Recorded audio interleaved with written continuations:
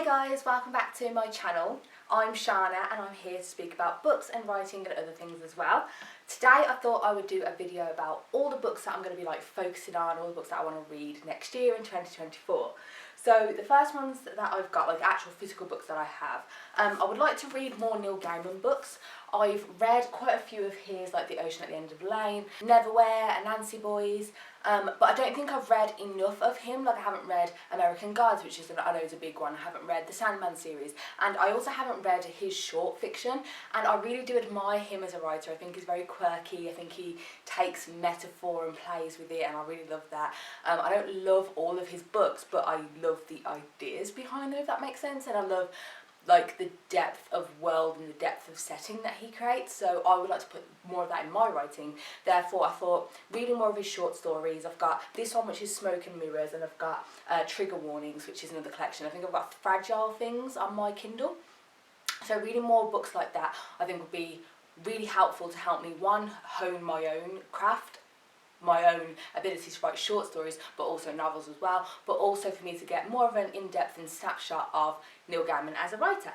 Next year I want to focus a bit more on longer novels, or more literary, more complex, more deep novels, because I think that what I have been doing mistakenly in the past is focusing too much on YA fiction and fantasy fiction, which there's nothing wrong with those. I still like them, I still am interested in them. That's still probably the genre that I'm going to write in myself as an author.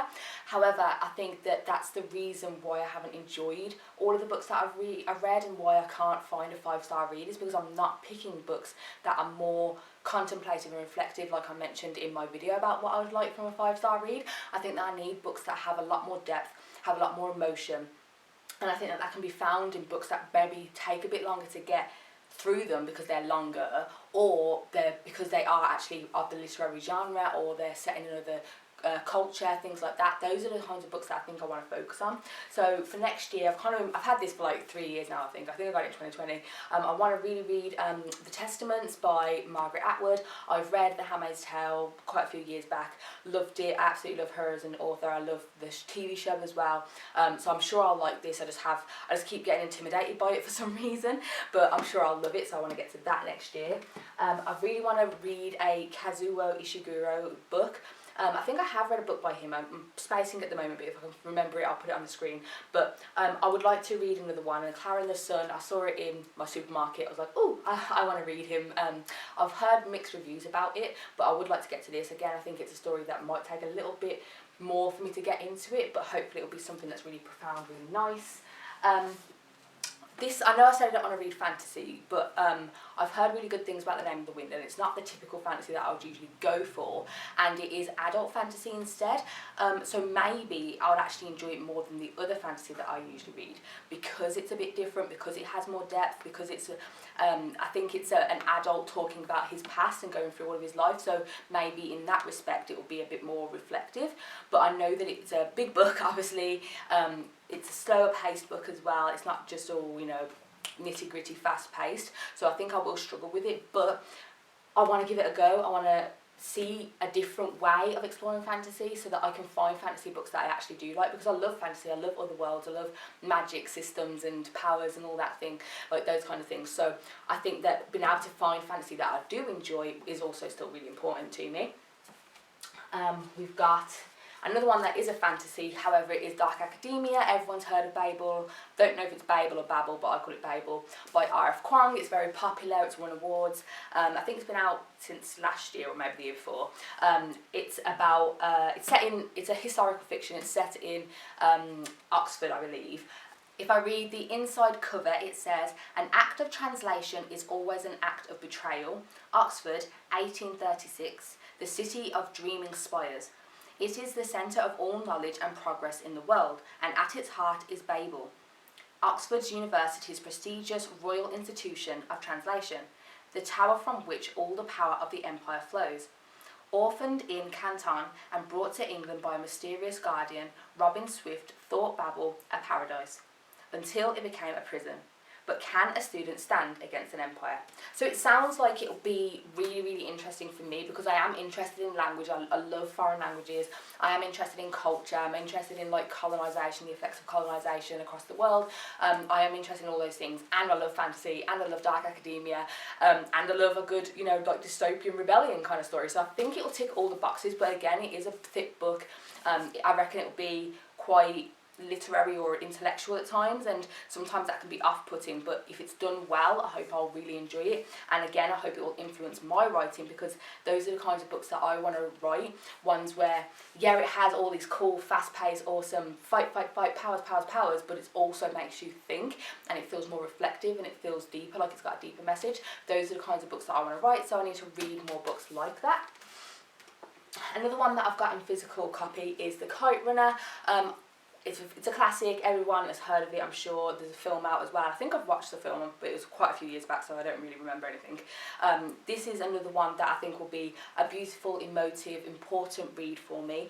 I really want to read as many books set in other countries as possible. So next year I am going to prioritise that. Whenever I do buy a new book, I want to do it with more intention, rather than I've heard someone on BookTube talk about it, so therefore I'm going to buy it. No, I want to go into a shop, I want to take my time, I want to look for books with intention, I want to look for books that actually are going to tick a box for me. So books set in other countries, countries that I may never go to, like Afghanistan. I'm not going to go to Afghanistan, but to be able to experience another life in that world, in that country, is very beautiful. And I think that books are very transportive like that, that you can go to another country, slip into another culture, slip into someone else's life and experience that for a moment. I think that's really beautiful when books can capture that. So that's why I do like reading translation books, and I've got quite a few Japanese translation books. I've read some Korean translation books this year. I think I've Chinese translation as well. But what I'm saying is that I would love to read books set in other countries, but also translate from other languages, so that I can experience really what other people are living like, and like different cultures, what people do. At the moment I'm reading a book set in Zimbabwe, and that's really important because my husband is Zimbabwean. So yeah, this book for me, I want to read it because it's a classic. I want to read it because I enjoyed the film. I want to read it because I know it's going to kick me with all the emotion, because it's about young boys and their relationship during a war-torn situation, I believe. I'm not going to read the back because everyone should know about Kite Runner, but if you are interested, that's what I want to read. But I know that it will take me a while because of the subject matter, and because it will be a bit more literary. Now, some ones that I want to read on Kindle, so I don't have a physical copy of them, but these are books that I've got on my Kindle. I want to read All the Light We Cannot See. I know that it's on Netflix at the moment, and I really want to read it before I watch it, so I feel like I need to hurry up and read that before I watch it, before it goes off Netflix, really. The Memory Police, which is set, I believe, in Japan. The Beekeeper of Aleppo, I really want to read. The Little Book of Haig, or Huga, I think you meant to say. I've had that for so long, and I believe that it's about like Scandinavian living. I think it's Danish living, actually, it says Danish here, about how to live well, and it's all about, like, you know, cozy vibes and self-care and things. And I know there's way more to it than that culturally, and so obviously I want to read the book, but I feel like that's a vibe that I would really resonate with, because I'm a cozy person. I love cardigans and jumpers and things. Like, I love cozy living, so that will be really interesting for me, I think. Breast and Eggs I want to read. Again, that's a translation, Japanese translation, I believe. I think it's a feminist book, so I think I'd really enjoy that. I've just read Kim Ji-young, I'm not sure if I'm saying that right, Kim Ji-young, born in 1982.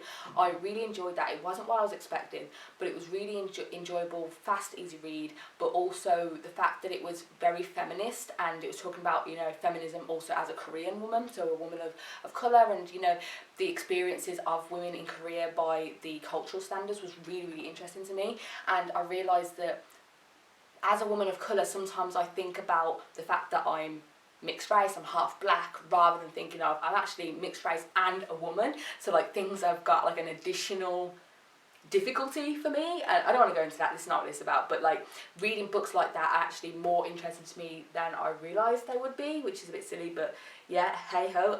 Another one in the same vein is Girl, Woman, Other by Bernardine Evaristo. I've read her book Blonde Roots, and another one by her, I think I started, She's a great writer, really good writer, so I think I'll enjoy that. And that one's talking about different women at different stages of their lives and different cultures, backgrounds and stuff, so I think I'd really enjoy that. I want to read The Vanishing Half. I want to read Their Eyes Were Watching God, which is a classic.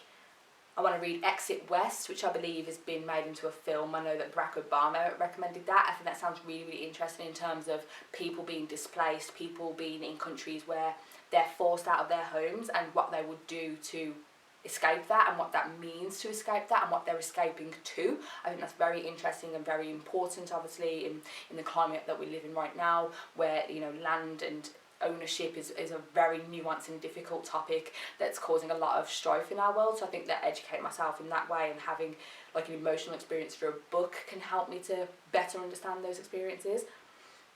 Pachinko, I've had that for a long time. Again, a long book, but it's set in another country. I believe it's Korean.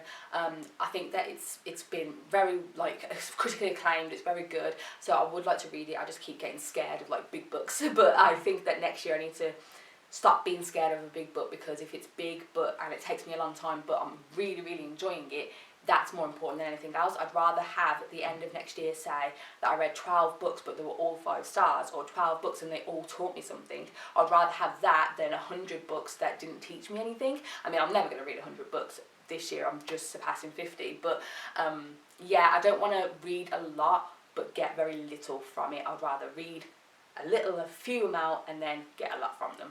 Oryx and Crake, I'm pretty sure I'm saying that wrong, by Margaret Atwood. I believe it's a dystopian.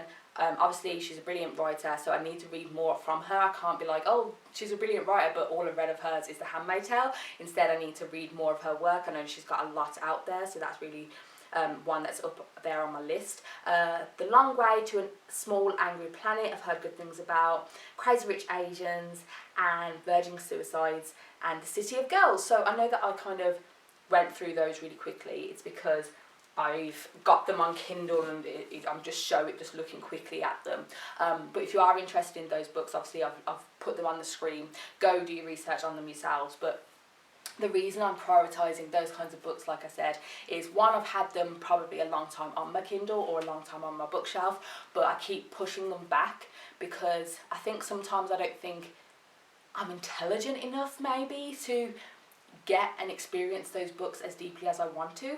And I keep thinking that, you know, I need to read quickly as well. That's a big issue. If I haven't, by the end of the year, got to 50 books, then there's something wrong with me. I'm not reading enough. I'm not reading quickly enough. I'm not as cool and as good as other people. But instead, I need to stop with that and relax, calm down, allow a book to take as long as it takes. But as long as I'm enjoying it, that's all that matters. If I'm, you know, doing my annotations, which I really enjoy doing during the summer, then that's great. I'm engaging with the book. I'm taking my time.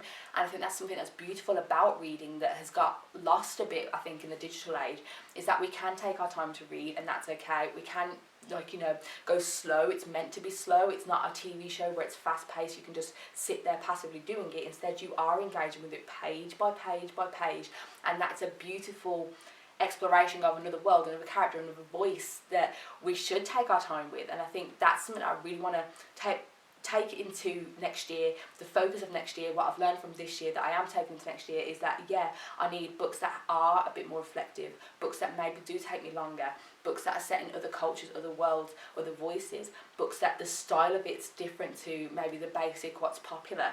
And that the books that I've had on my shelves for a long time, clearly I was drawn to them at one point, and perhaps actually they've got a lot to give. I just keep getting scared of them because they're thick, or I get scared of them because they're a classic, or because they're critically acclaimed, that they're too literary and I'm not smart enough. But I have a degree in English literature. I can read and take from a book what's actually quite deep.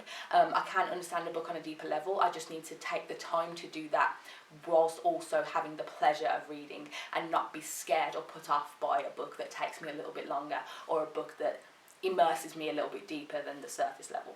So yeah, that's my goals for next year. Thank you for watching. Please let me know in the comments what your goals are for next year in terms of reading. And yeah, I'll speak to you again soon. Happy